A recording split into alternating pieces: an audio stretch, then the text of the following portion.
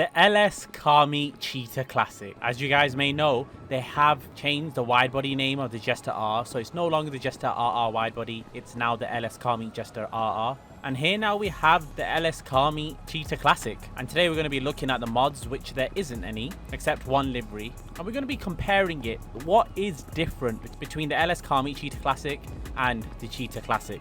I must say though, unlike the Jester RR, I feel like this is one car that doesn't need extra mods. And we're all getting the message here by Rockstar calling it the same name as Jester RR, that there will be no mods. So therefore, people are expecting not to have mods on this car. And if you're not, I'm telling you, it doesn't have any extra mods. It has one livery and then it has the basic wheels. But we are going to look at that in LS Customs. Now, the original Cheetah Classic used to cost $865,000 on Legendary Motorsports, and the LSCM Cheetah Classic cost $1.95 million. So big difference in price there. But I mean, look at the Jester RR widebody's price. That costs $2.3 million. So this ain't too bad. But anyway, let's dive into the looks of this car, and I'm going to show you later on the wheels and options you can change on the LSCM Cheetah Classic. When you add wheel options on this thing, it nearly makes every wheel option look good, no matter what wheels you put on this car. But anyway, starting from the front, you can see, of course, minus the wide body, there is no difference. And I've just changed the front splitter option on the original Cheetah Classic to make it look a lot more like the wide body's example. And you can see there's no difference at the front. Now, the wide body. And the wide body on this car is based around the Liberty Walk kit. So that's where the inspiration came. And no, it's not a secondary color. You cannot change the arch color. It only comes in black. If I show you the difference there's the front arch of the wide body. And then there's the front arch of the Cheetah Classic. Now I'm going to put this on the lower suspension just so we can get it a bit more similar. And as you guys probably know, you can't go that much lower with the original Cheetah Classic. But you can actually lower the car by shooting it. If you don't have bulletproof tires, you can lower the car by shooting the car in around this area. So not official lowering, but you can lower it this method. So there we go, that looks a lot more similar to the wide body. But as we are comparing, let's see if you can actually do that with the wide body.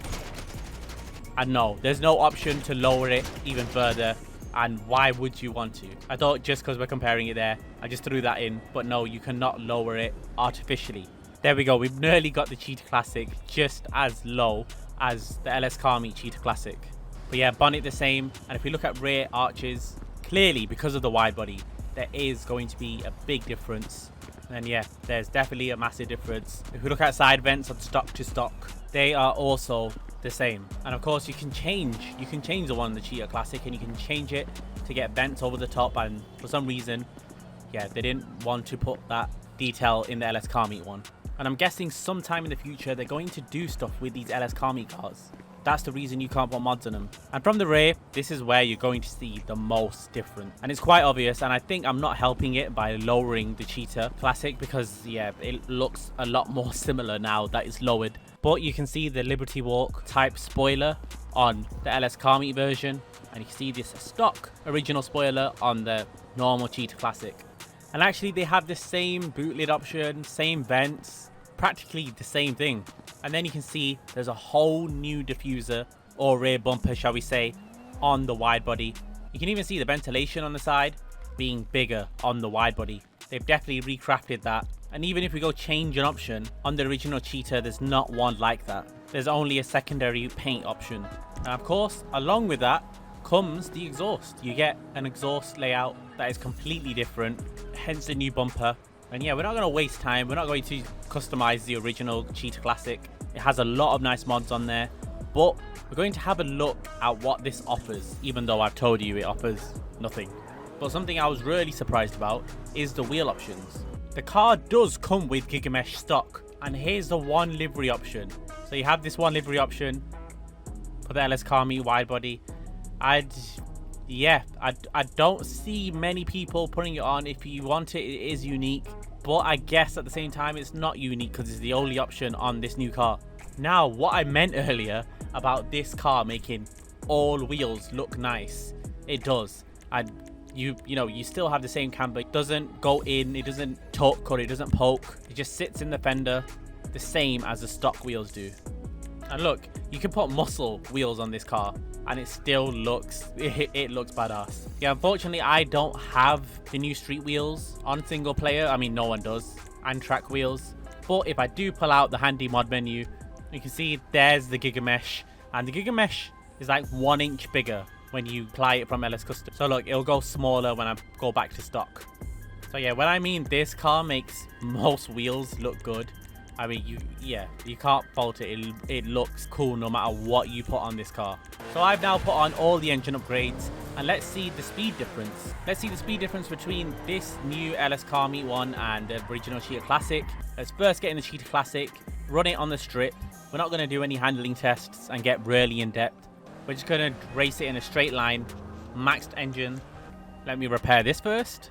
So the way we're going to do this, if you have Rockstar Editor, I have shown this tip in the past. You just hold down. So you use the Rockstar Recorder to time your own strip. So I'm going to do it with the Cheetah Classic wide body next. And then I'm going to do the same thing and I'll get a time. And that's recording time. Just make sure you delete your clips because you don't have unlimited Rockstar recording space. And then it should at the end, 1956. So that's 1956 of recording save time that it took me to get on one side of the airstrip to the other. Let's hop in the wide body and see what time that gets.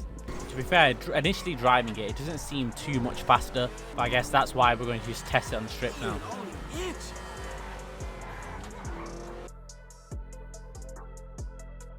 So yeah, let's do the same now with the wide body, and it doesn't seem that much faster. But how this works is you just record, get to the end, then you stop recording, and however long the recording's been going on for, that's the time. So 1956 to beat. It feels very similar. And there we go, 1953. It's exactly the same speed. And that's how accurate, I guess, the Rockstar recording method is. It's milliseconds off. 1956 and 1953. But yeah, did you like that comparison? I was curious. I thought other people may be curious. It is a bit of a nerdy one. But I want to know as well what you're spending 1.9 million for. And they have the same speed. It is a wide body, but just for looks, I don't know. It's a buy for me. I would buy this car. 1.95 million. I do need to save up a bit because I'm kind of out of money after this DLC. I don't have any modded money on my account. And yeah, if you love cars for the looks and for what they are minus the speed, then yeah, the Cheetah Classic, the new wide body variant, which is called the LS Car Meet Cheetah Classic, is a buy. Thank you so much for watching. If you did enjoy, I'd appreciate if you liked the video. See you guys in the next one.